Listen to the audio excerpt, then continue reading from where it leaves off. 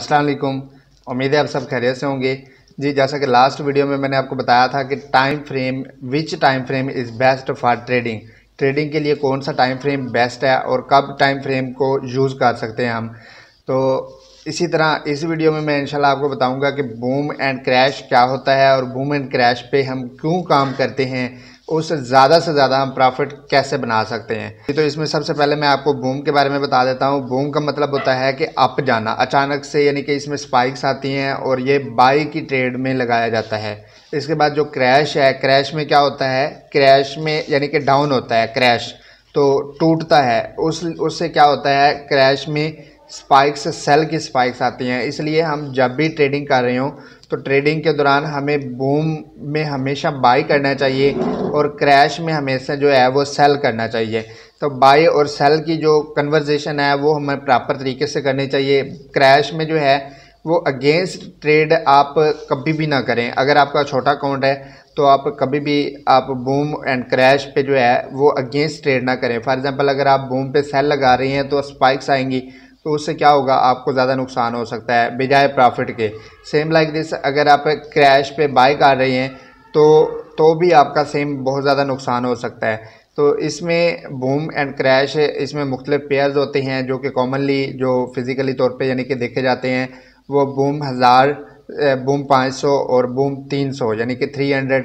इसके बाद फिर हमारा क्रैश आ जाता है, क्रैश 1000, क्रैश 500 एंड क्रैश 300। इन सब में से जो हार्ड पेयर है वो क्रैश 300 है। क्रैश 3 को शार्ट में हम C3 भी कहते हैं।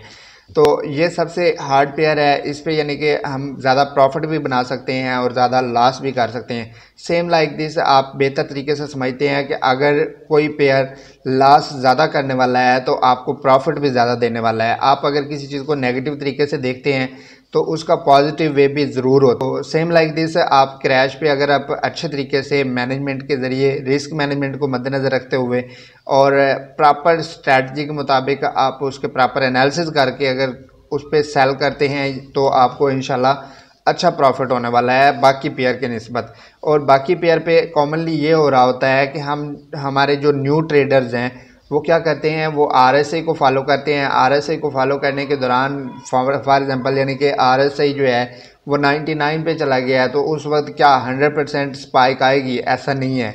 आप मैक्सिमम लाट वहाँ पे यूज़ कर लेते हैं, उससे क्या होता है कि स्पाइक आती नहीं है और आपकी जो मैक्सिमम लाट जो आपने उठाई होती है वो उसको आपको नुकसान दे जाती है।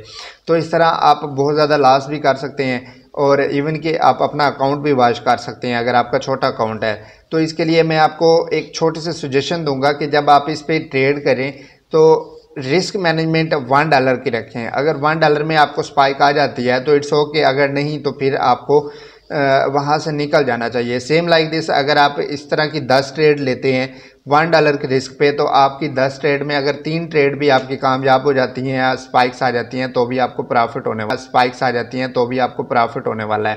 और अगर आप एक ही ट्रेड को यानी कि लैगिंग कर रही है, फॉर एग्जांपल मुख्तलिफ पेयर जो हैं जैसे बूम है, क्रैश है, बूम 500, क्रैश 500 और बूम 300 भी लैगिंग करता है बहुत ज़्यादा, लेकिन क्रैश 300 इसके अगर एनालिसिस आपके कंफर्म हो और आप अच्छे तरीके से अगर एनालिसिस कर रहे हैं, RSI को भी फॉलो कर रहे हैं, सपोर्ट रेजिस्टेंस को भी फॉलो कर रहे हैं, तो फिर आप वहाँ पे आपको ये पेयर आपको धोखा देने वाला नहीं है, यानी कि लैगिंग करने वाला नहीं है। इस पेयर से आप कंफर्म प्रॉफिट लेने वाले हैं। तो इस वीडियो में मैं आपको ये बताऊंगा, एक तो ये कि आप रिस्क मैनेजमेंट को फॉलो करें, दूसरा ये कि आप अपनी रिस्क मैनेजमेंट के हवाले से जितना भी यानी कि आप ट्रेड लेना चाह रही हैं उसकी लाट उस हिसाब से रखें जिस हिसाब से आपका अकाउंट है, यानी कि मिनिमम लाट लें। उसमें ये होता है कि अगर आपकी एक लाट अगेंस्ट भी जा रही है तो आप तब तक दूसरी ट्रेड ना लें जब तक आपको कंफर्मेशन ना मिल जाए कि अब फाइनल इसका ट्रेंड, एक स्पाइक पे डिपेंड ना करें। स्पाइक जो है वो फॉर एग्जांपल यानी कि बाई ट्रेंड में है, आप क्रैश को फॉलो कर रहे हैं और बाई ट्रेंड में है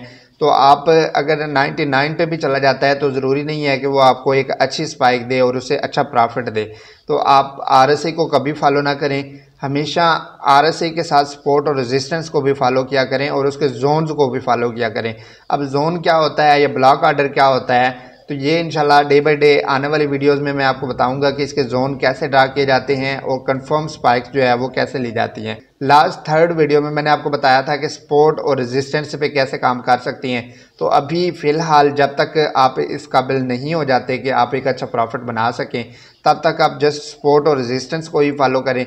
और सपोर्ट और रेजिस्टेंस के बाद जब नेक्स्ट हमारी वीडियो आएगी, नेक्स्ट जो हमारी वीडियो होगी वो कैंडल स्टिक पर वीडियो होगी, यानी कि कैंडल स्टिक के सिंगल पैटर्न को हम फॉलो करेंगे और उसके बाद फिर डबल कैंडल स्टिक और फिर three candle sticks and next हम चार्ट पैटर्न के बाद हम इंशाल्लाह real breakout and false breakout यानी कि फेक ब्रेकआउट वो भी देख लेंगे। और उसके साथ साथ हम तमाम स्ट्रैटेजीज जो हैं वो इंशाल्लाह फॉलो करेंगे और फिर हम डे बाय डे अच्छा प्रॉफिट बनाएंगे।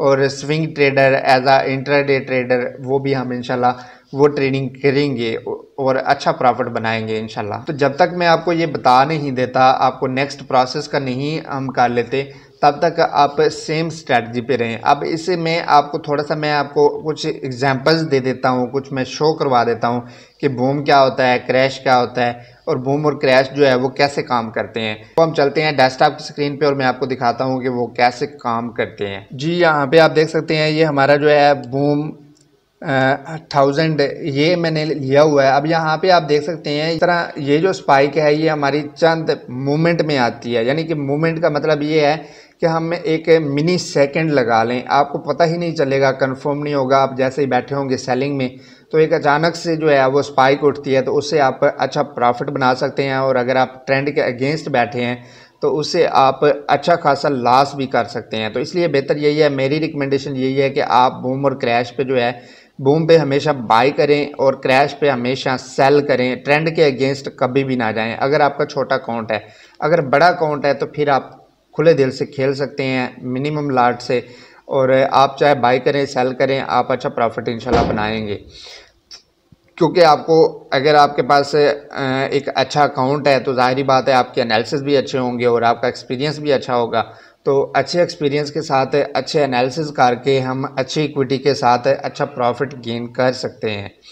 जी, तो ये हमारा बूम है, यहाँ पे आप देख सकते हैं ये अचानक से जो है, इनको हम क्या कहते हैं, ये जो सेल की अपना छोटी छोटी कैंडल्स हैं इनको हम कहते हैं पिप्स कहते हैं। अक्सर अपना ग्रुप्स में भी ये सवाल पूछा जाता है कि हम अपने अकाउंट को कैसे ग्रो कर सकते हैं, तो मैं यही मशवरा देता हूँ कि आप पिप्स उठाएं।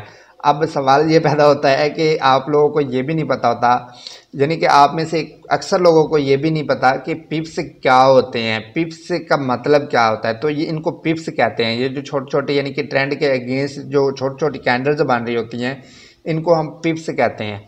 तो उससे यानी कि हमें प्रॉफिट इससे क्यों होने वाला है, क्योंकि हमें ये कंफर्म है कि अगर हम ट्रेंड के अगेंस्ट बैठेंगे तो फिर हमें ये पिप्स तो मिलेंगी। इसके ये एक अलग बात है कि अगर स्पाइक आ गई तो हमें उससे ज़्यादा नुकसान हो सकता है, लेकिन जो पिप्स का प्रॉफिट है वो तो कंफर्म है। उसके बाद अगर स्पाइक ना आए तो हमारा वो प्रॉफिट कंफर्म है। इस तरह आप छोटी छोटी पिप्स जो हैं वो 10 सेंट की, 20 सेंट की, 30 सेंट की, यानी कि ट्रेंड को देखते हुए आप अपने एनालिसिस को कंफर्म करते हुए आप इस तरह की पिप्स उठा के और छोटा छोटा प्रॉफिट से आप बड़ा प्रॉफिट ले सकते हैं। तो इस तरह आप अच्छा प्रॉफिट भी ले सकते हैं, क्योंकि ये एक स्ट्रैटेजी है। आप वोलेटिलिटी पे भी काम करते हैं तो क्या होता है, फॉर एग्जांपल ब्रेकआउट हो गया, ब्रेकआउट के बाद ओवरऑल जो मार्केट चलती है वो फॉर एग्जांपल यानी कि हम मान लिया कि साइड वे चलती है, साइड वे अगर इसको थोड़ा सा एडवांस में कह लें तो कंसोलिडेशन का मतलब यही होता है कि मार्केट ऊपर नीचे चल रही होती है, तो यानी कि टॉप और बॉटम बना के चल रही होती है सपोर्ट रेजिस्टेंस के हवाले से, उस एरिया को फॉलो कर रही होती है। तो उस वक्त हम क्या करते हैं, उस एरिया से भी प्रॉफिट बना सकते हैं। अगर उस एरिया से निकल के फॉर एग्जांपल मार्केट ने क्या किया, ब्रेकआउट दे दिया या ब्रेक डाउन दे दिया। अब ब्रेकआउट क्या होता है, ब्रेक डाउन क्या होता है, ये भी इंशाल्लाह नेक्स्ट वीडियो में मैं आपको बताऊंगा। जब हम फॉल्स ब्रेकआउट और फॉल्स रियल ब्रेकआउट के बारे में हम वर्क करेंगे तब मैं इंशाल्लाह आपको ये भी बताऊंगा कि ब्रेकआउट और ब्रेक डाउन में क्या फ़र्क है। तो ये छोटी छोटी चीज़ें होती हैं, क्योंकि हम जाहिर बात है ट्रेडिंग कर रहे हैं, एक अच्छी इन्वेस्टमेंट हमारी यहाँ पे लगी हुई है। तो आप इन्वेस्टमेंट के दौरान एक छोटी छोटी चीज़ों को अगर आप इग्नोर करेंगे तो आप बहुत बड़ा लॉस उठा सकते हैं। तो आपको हर एक चीज़ को अच्छे तरीके से कवर करना होगा ताकि आप छोटी छोटी चीज़ों से अच्छा प्रॉफिट कर सकें बजाय लॉस के। जी, तो आप ये पिप्स उठा सकते हैं। इसके बाद क्या है, अगर स्पाइक आ गई तो स्पाइक के एरियाज़ को कवर करते हुए ये जैसे जैसे आप एनालिसिस को कवर करेंगे या फिर अपने सपोर्ट रेजिस्टेंस के एरियाज़ को कवर करेंगे तो इंशाल्लाह आपको जो है वो लॉस नहीं होगा। अब यहाँ पे आप देख सकते हैं ये हमारा जो एरिया है, हम 15 मिनट में बैठे हैं। तो यहाँ पे जो हमारा कंसोलिडेशन का एरिया था वो क्या था, वो ये वाला एरिया था। ये हमारा सपोर्ट और रेजिस्टेंस के एरिया को कवर कर रहा है। ये हमारी रेजिस्टेंस है और ये सपोर्ट है। तो यहाँ पे आप देख सकते हैं मार्केट ने कितनी देर तक वर्क किया है और यहाँ पे हमने कितनी मरतबा प्रॉफिट किया है। एक वीडियो मैंने आपको बताई थी कि सपोर्ट और रेजिस्टेंस किस तरह काम करती है, ये वो वीडियो है। जैसे यहाँ पे आप देख सकते हैं, यहाँ पे क्या हुआ, मार्केट ने टच किया हमारी सपोर्ट को, उसके बाद ये ऊपर गई, फिर नीचे आई, फिर उसके बाद ऊपर गई और फाइनली जो है जब तक रेजिस्टेंस को इसने टच नहीं किया ये नीचे प्रॉपर तरीके से नहीं आ सकी। तो फिर इसने क्या किया, यहाँ से वापस आई, फिर ऊपर गई, उसके बाद ऐसे यानी कि कंसोलिडेशन में करती हुई ये मार्केट को हमारी यानी कि सपोर्ट को टच कर गई और उसके बाद सपोर्ट को टच करते हुए फिर ये ऊपर गई। फिर हमारे रेजिस्टेंस के एरिया से आते हुए वापस आके इसने ब्रेकआउट दिया और ब्रेकआउट देने के बाद अब ये दोबारा से यहाँ पे सपोर्ट को टच करते हुए यहाँ पे इसका ब्रेकआउट हो गया। ब्रेकआउट होने के बाद रीटेस्ट हो गया और रीटेस्ट करने के बाद ये दोबारा से वापस अपनी मूवमेंट की तरफ जा रही है। तो इस तरह आप इससे प्रॉफिट अच्छा बना सकते हैं, यानी कि आप जो कंसोलिडेशन का एरिया होता है उसमें भी आप अच्छा प्रॉफिट बना सकते हैं, ना सिर्फ स्पाइक्स पे डिपेंड करके बल्कि आप सपोर्ट और रेजिस्टेंस के एरिया को फॉलो करते हुए आप उसे प्रॉफिट बना सकते हैं। यानी कि स्पाइक्स तो उठानी ही उठानी है, लेकिन अगर आप सपोर्ट और रेजिस्टेंस के एरिया को फॉलो कर रहे हैं तो फिर उसके बाद उसने नीचे भी जाना है। ज़ाहिर बात है अगर मार्केट अप आई है तो अप आने के बाद उसने रीटेस्ट तो मस्ट करना ही है। तो इस तरह आप रीटेस्ट करने के दौरान भी आप उसकी स्पाइक्स उठा के अपने अकाउंट को ग्रो कर सकते हैं और अपने लॉस को रिकवर कर सकते हैं। जी, तो ये था हमारा सपोर्ट रेजिस्टेंस के हवाले से और बूम और क्रैश के हवाले से। तो ये बूम के बारे में मैंने बता दिया। अब क्रैश के बारे में भी थोड़ा सा हम देख लेते हैं। फॉर एग्जांपल यानी कि मान लिया कि हम क्रैश 1000 ले लेते हैं और क्रैश 1000 में यहाँ पे क्या है, वहाँ पे क्या था, हमारा पिप्स जो थी वो रेड कलर में थी और यहाँ पे जो पिप्स हैं वो यानी कि छोटी कैंडल जो हैं वो क्या है, बाई कैंडल यानी कि ग्रीन कैंडल में है, बाई में है। तो इस तरह आप यहाँ से भी प्रॉफिट बना सकते हैं और ये रेड कैंडल जो है ये स्पाइक्स भी उठा सकते हैं। मेन मेरा मकसद कहने का ये है कि आप बूम में बाई करें, बूम में नहीं हो किसी को भी आप फॉलो कर रहे हैं और उसमें $1 रिस्क पे काम करें। अगर आपका $100 तक अकाउंट है, $200 तक अकाउंट है, तब भी आप $1 रिस्क पे काम करें। और अगर आपका इससे ज़्यादा अकाउंट है तो फिर आप रिस्क मैनेजमेंट को मद्देनज़र रखते हुए आप इस पर काम कर सकते हैं। इसके अलावा आपका जो क्रैश है, क्रैश में आपने क्या करना है, आपने सेल करना है और पिप्स जो उठानी है वो आपका अगर अकाउंट 200 प्लस है तो आप उस पर वर्क कर सकते हैं, वरना मिनिमम लाट के साथ आप अपने एनालिसिस को मद्देनज़र रखते हुए, अगर आपके एनालिसिस अच्छे नहीं हैं, आप बिगनर हैं, आपको नहीं पता कि स्पाइक कब आनी है, क्या होना है, तो आपको ज़रूरत नहीं है पिप्स लेने की। लेकिन जो मैंने आपको वीडियो बना के बताई थी, लास्ट वीडियो में बताया था, अभी भी मैंने आपको कंफर्मेशन दे दी है कि आप अगर कंसोलिडेशन के एरिया से सपोर्ट और रेजिस्टेंस के एरिया को फॉलो करते हुए आप बाय और सेल करते हैं तो आपको टेंशन फ्री होकर काम करना होगा और इंशाल्लाह आपका प्रॉफिट 100% आपको मिलेगा। 100% तो नहीं कह सकते, 99% मिलेगा। 1% फिर भी रिस्क रह जाता है, लेकिन जहाँ तक इसका मैक्सिमम ये कंफर्मेशन होती है कि आपको अच्छा प्रॉफिट मिलने वाला है। ये थी हमारी आज की वीडियो। नेक्स्ट वीडियो में हम इंशाल्लाह ये देखेंगे कि हम अपनी रिस्क मैनेजमेंट की रेशो को कैसे कवर कर सकते हैं। मैं आपको एक छोटी सी वीडियो में इंशाल्लाह ये बात क्लियर करने की कोशिश करूंगा ताकि आपके कंसेप्ट क्लियर हो जाएं और फिर इंशाल्लाह हम कैंडल के बारे में स्टार्ट कर देंगे। डे बाय डे कैंडल्स क्या होती हैं, कैंडल कैसे बनती हैं, कैंडल्स के कितने पार्ट्स होते हैं और कैंडल के कौन कौन से पार्ट को क्या नाम होता है, उसको क्या कहते हैं, और उसके बाद फिर हम सिंगल कैंडल, डबल कैंडल और ट्रिपल कैंडल, नेक्स्ट फिर चार्ट पैटर्न, ये तमाम चीज़ें हम इंशाल्लाह करेंगे। तो उम्मीद है कि इस वीडियो में आपके तमाम तर कंसेप्ट क्लियर हो गए होंगे। तो मिलते हैं इंशाल्लाह नेक्स्ट वीडियो में। अपना ख्याल रखिएगा। Thank you for watching. Allah हाफिज़।